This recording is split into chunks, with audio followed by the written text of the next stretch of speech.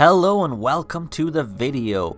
Today we're going to be tackling the toughest video game subject on YouTube history, and that is going to be why Umbrella Corps and Operation Raccoon City are actually the best Resident Evil titles produced to date. Alright, that's it. I'm firing Jeff. This motherfucker, it's like he constantly thinks it's April the 1st. He's completely incompetent. I can't put up with it anymore. Look at his scripts. Fucking Umbrella Corps and Operation Raccoon City, the best RE games. Fuck you, Jeff. Get out of here. Now that we've assassinated Jeff with a shark, let's get into the video itself.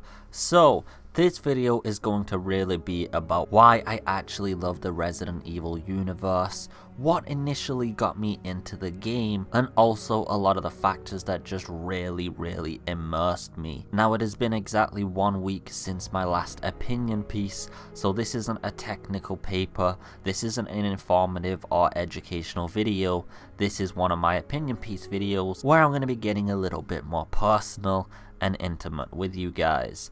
I want to make this video because times have changed. It's been a long time since the original Resident Evil in 1996 on the PlayStation, and there's been a whole new generation of gamers that have become fans of the franchise over time, and I want to kind of make a video that bridges the gap. One where you guys who are OG fans who played the original games can appreciate all the sentiments, but also I do hope that people who aren't actually any of the original players can come to understand some of the reasons as to why us passionate OG fans truly feel connected to this series.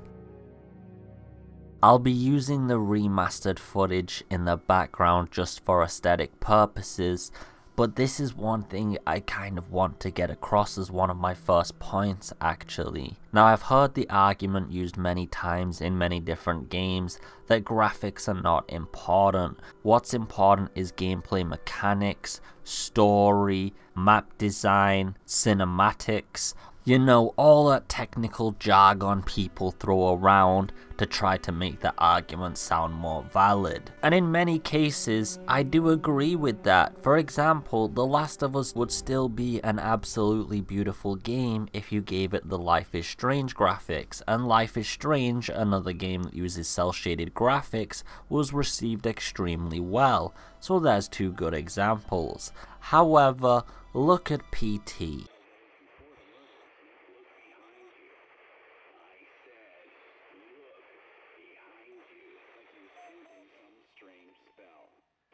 Look at Allison Road.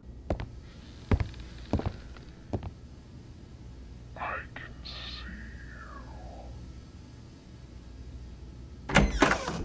you. I think in the horror game industry, photorealistic graphics are of course very important.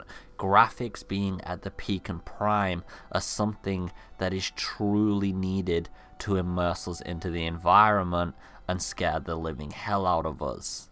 Now, Resident Evil 1 on the PlayStation has not aged well graphically at all, especially with the way the lighting is set and it's so bright everywhere.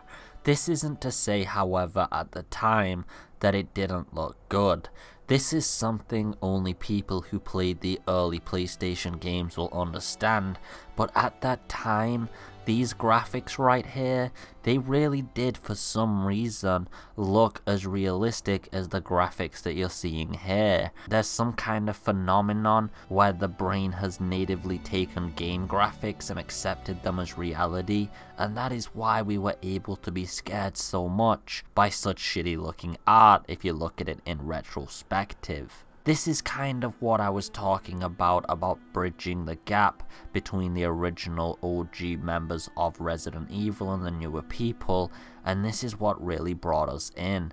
But talking more beyond the graphics themselves, that Capcom has always been at the top of the tier when it comes to graphics with the industry with their main numbered titles. The original Resident Evil had that very mysterious plot. You were just kind of thrown from 0 to 100 with very minimal explanation, and anyone who's played Half-Life, System Shock, Dead Space, BioShock.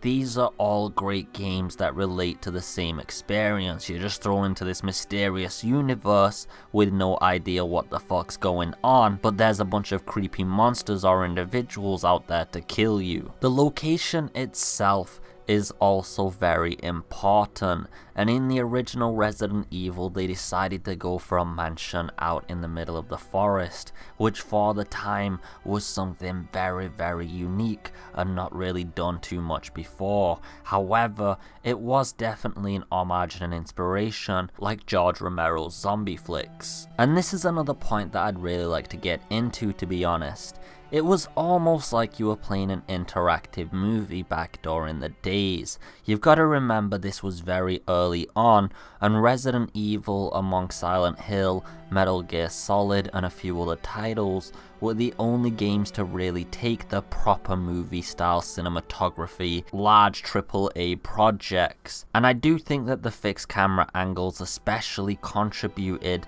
to the fact that it felt like an interactive movie. Again, people who have played games like Telltale's The Walking Dead, Life is Strange, they'll understand this perception very well. But imagine back in the days when Resident Evil was one of the first AAA projects ever made to tackle a proper story in full 3D.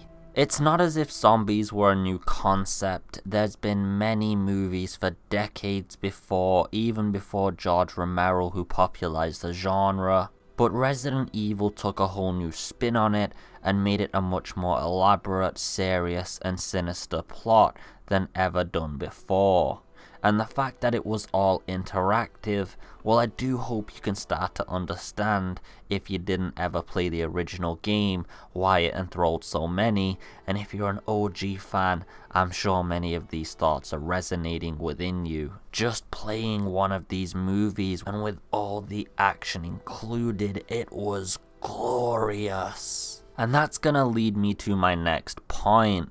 Now, a lot of people back during the days before 3D gaming, oh, come on, weapons. It's so cool to fire weapons in games. Everybody loves it. But before Resident Evil, there wasn't really any games that contained too many plethora of weapons, and especially not the ability to use them against some grotesque monsters. Now, Resident Evil included a plethora of different weapons of all different calibers, grenade launchers, all sorts. And this was something that just was amazing to play around with. Going around with your basic pistol, to a machine gun, to a shotgun, to a grenade launcher, all the choice and diversity. I know it might sound like something that's so simple right now, every game does it, but for back in the day it was just really beautiful, especially the way it was all done with a very restricted but also strategical inventory management system. Another thing that really drew me into the original Resident Evil plot is it almost came off as a puzzle detective game.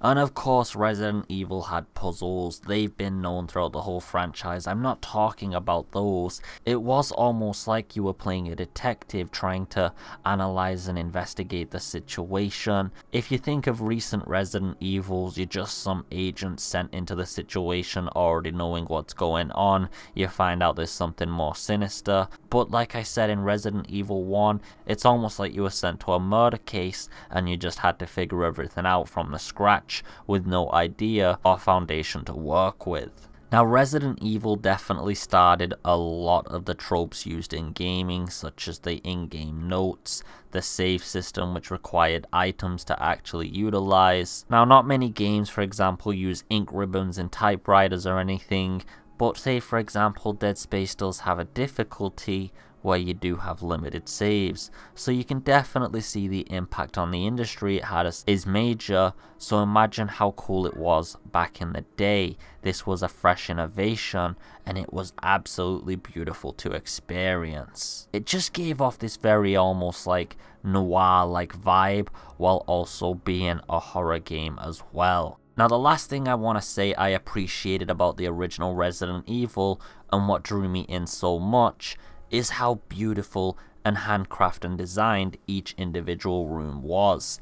Now Resident Evil, like Dead Space, like Bioshock, like System Shock, each room had its own little unique story to tell, and you could see the developers had put a lot of passion into placing every individual entity, bloodstains, textures, all sorts, the documentation with the bodies. There was a lot of attention to detail, and all of the environments gave off a completely different vibe.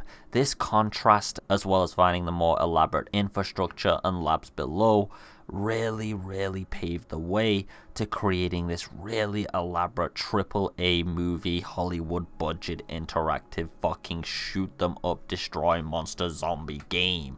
So that's basically my review of Resident Evil 1, a little bit over 2 decades late, but I still think it's better than Jeff's failed plot and script about why Umbrella Corps and Orc are the best RE titles in the entire franchise. I'm glad we killed him with a shark.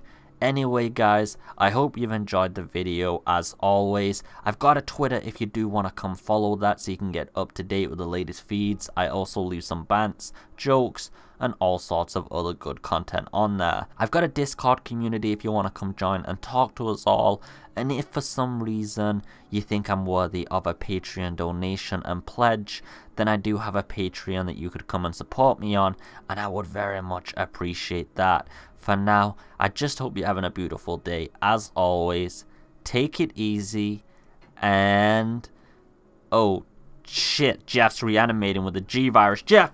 No, Jeff! Fuck!